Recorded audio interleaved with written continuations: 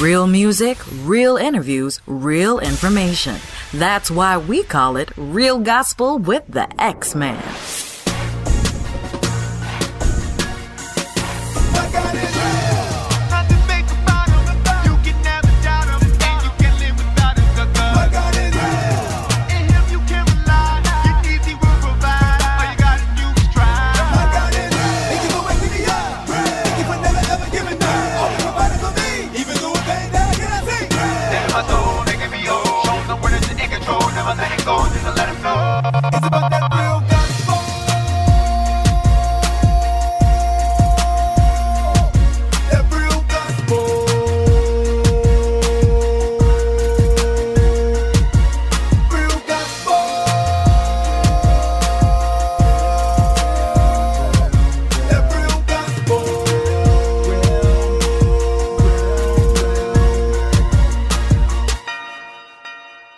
Bring it back, hey! We talk about that real gospel, baby. About a real God. Yeah! It's the Xman, and this is Dr. James L. Patterson with I Believe God. Real Gospel is the place where God gets the glory and artists tell their stories. I am honored to be joined by this prolific man of God from Owensburg, South Carolina, Dr. James L. Patterson. Yeah, Doc is an independent artist who is always on the move. From his debut single, Better Is on the Way in 2014 to his chart-topping single, Move in 2019 and Serve God Till I Die in 2021. Patterson has performed, promoted, and pushed his way through the gospel music industry. He is an established gospel artist with an innate gift of passion for music. I want to welcome to the show the one and only Dr. James L. Patterson. Welcome to Real Gospel. Man, Xman, what's up? Did I get it? I tried to, I shortened your bio for the essence of time. You know what I'm saying? Yes, indeed. Before we get started, there's a question that I think is probably the most important question that I'm going to ask you about this entire interview. And I've got to get this answer from you. Are you ready?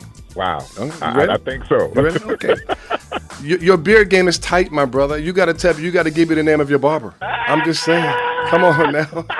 The beard game is tight. Man, how do you do that? How do you do it? Come on. Listen. Listen. I'm trying to. I don't know. I maybe genetics. I don't know. Listen. I'm grateful. I'm grateful for it. I can't grow it on the top, so I'm grateful for the face. You know. Man, every picture, Doc. I mean, come on. I went to your Facebook. Come on. Every photo. How your beard gonna be tight in every single photo? Come on, man. Look, Doc. I try to not let the people catch me slipping. You know, you just can't do it. And then I'm a teacher, so my kids will keep me informed. Man, I looked at your stuff. I said every photo. It's just tight. That don't make even when you're on stage. I'm like, come on. Try to keep it together. Thank you for that. I'm inspired, truly. I said, man, I got to step up. You got it, Doc. You got it. Step up. Well, listen, for the listeners who are not familiar with who you are, tell them a little bit more about yourself, where you're from, and how you first fell in love with Jesus. Oh, my goodness. Well, I am a little country boy from Owensburg, South Carolina, like you said earlier. And I really grew up in the church singing. I had siblings that sung, and I just was inspired by looking at them. I remember going to the church, pulling up at the church and hearing the choir sing from outside of the church. They were in there giving it to them, okay? And I remember just being inspired and saying, God, I really want to know who they're really singing about, because even at that age, I didn't understand what they were singing about or who they were singing about specifically, but I did understand that they had a innate passion about it, and it was crazy to me because I was like, dang, whoever that is somebody serious and somebody special. Well, years later, I will say that I actually want to say that I understood in high school, but I really didn't. I mean, I'll just be very transparent. You people say they saved, but then are we really, right? I waited until I got to college, and I really had an encounter with God. Like I was at a concert at Charleston Southern University, and I'm telling you, it was insane. And so the power of God was really, really strong, and it pushed me into the space that I am, where I am today, and I've grown since.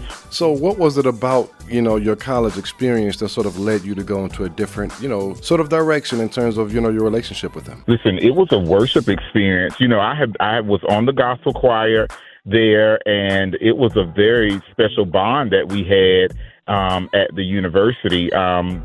And so I was in the tenor section. I built some relationships with some of the students that we were really close. We were, talking about God. We would go into the lounge and just sing worship songs. And there was a concert, and I can't even remember. I want to say, I can't even remember the group. That's how big that night was for me about putting the, emphasis on God, because I don't even remember who was singing, but I know something happened. I came to the altar, and it seemed like everybody wasn't there. Like nobody was there but me.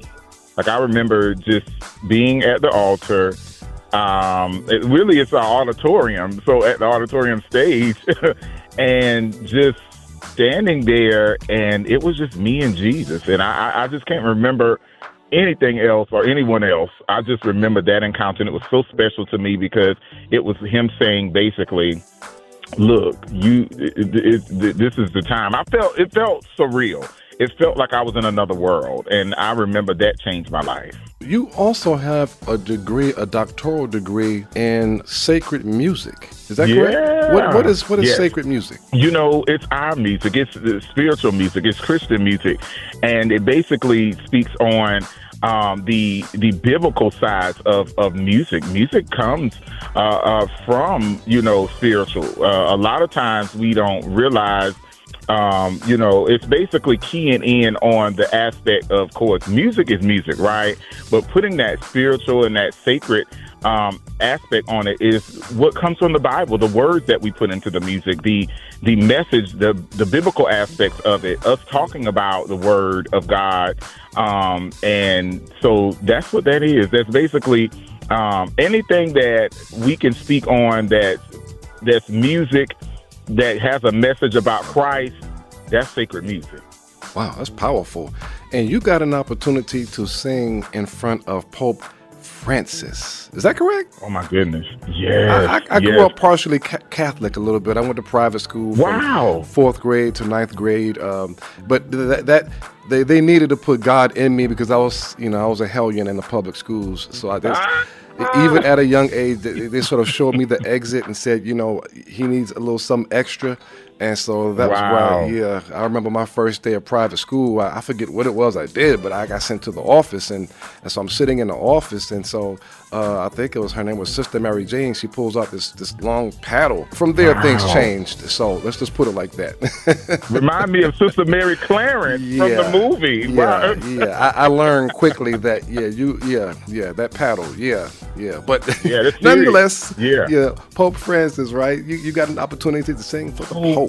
Yes. That was, and what was crazy about that is I actually had just done a live recording. It did not, the live recording was absolutely amazing, but what had happened after it, and when I was not able to really move forward with the production afterwards, I was in a dark place, and then I got a call and was like, hey, you want to travel overseas? And I'm like, who, me? The boy from South Carolina who didn't think he was going to go, past, this little East Coast. It was crazy, and so when I got that call, they was like, do you have your passport? I'm like, what? A what? A pass what? Let me go figure out how to get that. I ended up getting that, got to travel my first time, and they were so impressed. I went the second time, and I had an opportunity to sing with Lionel Richie. Wow. At the for the Pope, and that was so amazing because not only did I sing for the Pope, but I had an opportunity to meet Lionel Richie and sing with him as well. during that Christmas special. Man, that's incredible. That is truly incredible.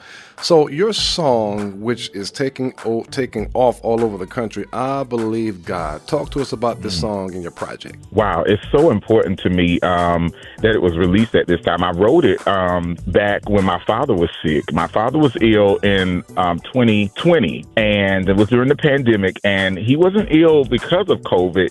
He had some diabetic situations going on, and it ended up having him to have dementia. Well, my mother was the caregiver, and she just called me one day, and she just sounded like she was sad. Like she sounded like she was like, James, I'm trying to do it. They call me man. That's an exclusive. Okay, nobody don't know that. Breaking news. Called me, right. She said, man, I don't know if I can do this by myself, and so I said to her, well, what do you need? She said, well, I don't think I can take care of, lifting him and turning him and different things like that. I don't think I can do it.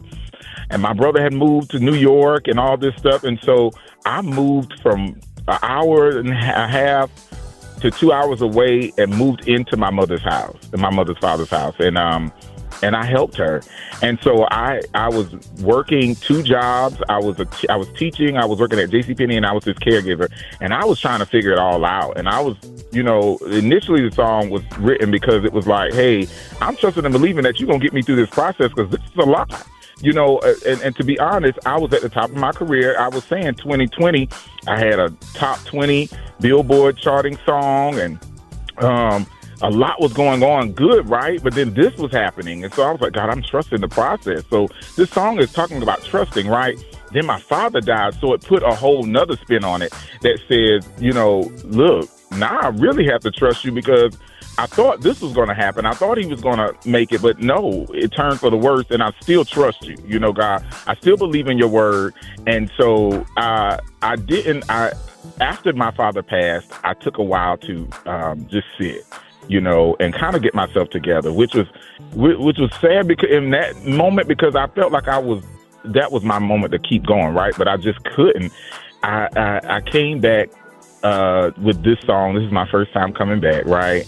And I wanted to release this because it's so important to my situation. It's so important to my life, and it's important to the world at this time because with so much going on, people are so, they don't know what's happening in the world, even politically, right?